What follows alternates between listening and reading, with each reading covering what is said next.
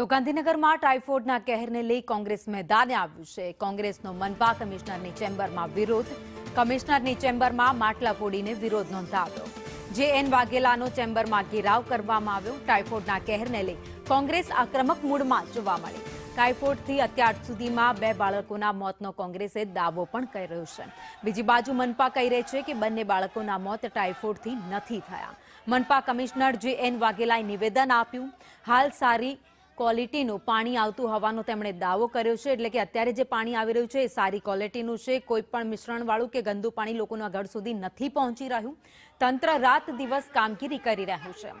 અગાઉના દૂષિત પાણીથી સમસ્યા સર્જાયાનો દાવો કમિશનર દ્વારા કરવામાં આવ્યો। તમામ 21 લીકેજ બંધ કરાયા છે। ટાઇફોઇડના 88 દર્દીઓ હાલમાં સારવાર હેઠળ છે। ગઈકાલે 45 દર્દીઓને હોસ્પિટલમાંથી રજા આપી દેવામાં આવી, જ્યારે 1600 પાણીના સેમ્પલ લેવામાં આવ્યા। ટેસ્ટિંગ થઈ રહ્યું છે। તમામ સેમ્પલ સેફ હોવાનો પણ મનપા કમિશનરે દાવો કર્યો। હાઈ લેવલના એની પાસે ઇક્વિપમેન્ટ હોય એ જ આ સારું કાર્ય કરી શકે ને જેની ફિનિશ આજ ગાંધીનગરમાં તમે વાવોલને ક્રોસ કરતો પેલી હોટલ પાસેનો તમે અંડરપાસ જુઓ, એનું વર્કમેનશીપ જુઓ ને આનું જુઓ। એટલે મળતિયાને કમિશન આપવામાં મળતિયો કમિશન વધારે આપે એ જે એમના ધારાધોરણ છે એના લીધે ગાંધીનગરની પ્રજા જે હાઈએસ્ટ વેરો ભરે છે એ આજે પીડાય છે ને એની વાત છે। અને આ માનવ વધ જેવો એમના ઉપર અપરાધ લાગવો જોઈએ ને એમાં કડકમાં કડક સજા એ પદાધિકારીઓ અને એ અધિકારીઓ બધાને થવી જોઈએ ને તાત્કાલિક અસરથી સસ્પેન્ડ કરવા જોઈએ। એ માગણી કોંગ્રેસ પક્ષ લઈને નીકળી છે અને આ પાણીનું સેમ્પલ પણ તમને બતાવવામાં આવે છે।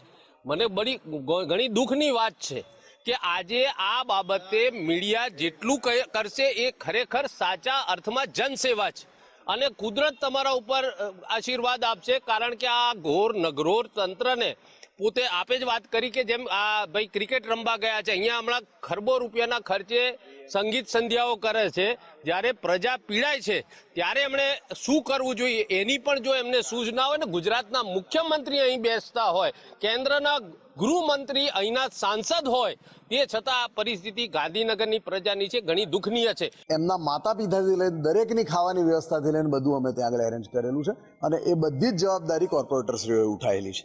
એટલે આ બધી વસ્તુને અમે કન્ટિન્યુઅસ 4-5 દિવસથી અમારા ફરજ રૂપે જ લઈ રહ્યા છીએ અને અમારા આ કાર્યકર્તાઓના બ્લડમાં છે આ વસ્તુ। એટલે બાકી કોંગ્રેસની વાત આવે તો કોંગ્રેસને આવા મોકા જ ગોતવા હોય છે અને કોંગ્રેસ આવા ટાઈમે અમારી ઉપર કંઈ પણ વસ્તુ થોપવાનો પ્રયત્ન કરે છે। જ્યાં સુધી ગાંધીનગર મહાનગરપાલિકા વિસ્તારનો સમાવેશ છે ત્યાં સુધી તમામ જગ્યાએ પાણી અત્યારે હાલ સારી ક્વોલિટીનું આવે છે।